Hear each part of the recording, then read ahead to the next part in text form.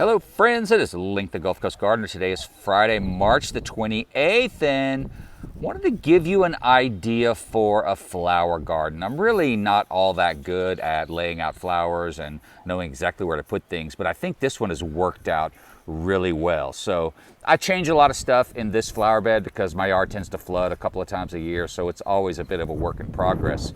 But I really think this is going to be gorgeous this year. And up front, you may recognize salvias. These are Victoria blue salvias. It may be my favorite thing to grow here in our Gulf Coast Zone 9B. There's another one. This is actually a Texas native red salvia called Scarlet Sage. I thought I was planting a blue one. It was going to be all blue, but I got a red one in there and it's flowering and it's so pretty.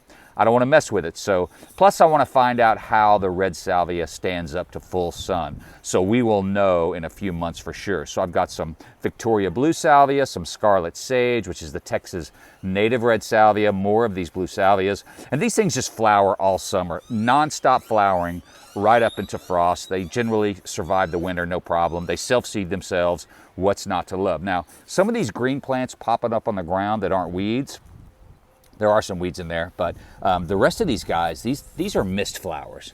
I've done a video or two on Mistflower. It's a native plant that the butterflies absolutely love.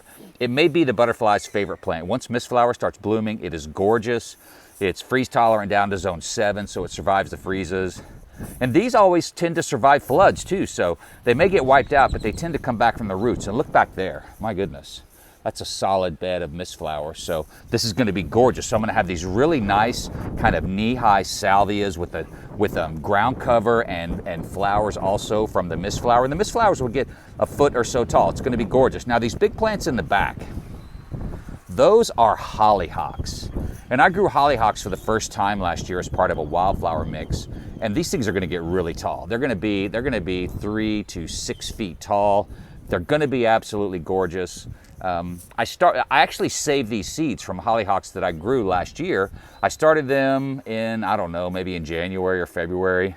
I grew them out to this point, and look how big they are. Really happy with these Hollyhocks. So eventually, we're going to have a solid mass of flowers of all different colors, all different heights. I think this is going to work out really well. So stay tuned. I'll give you an update in a month or so and we see where we stand. I can't wait to show you what these Hollyhocks look like when they are in full bloom. But as always, thank you so much for watching and have a fantastic day.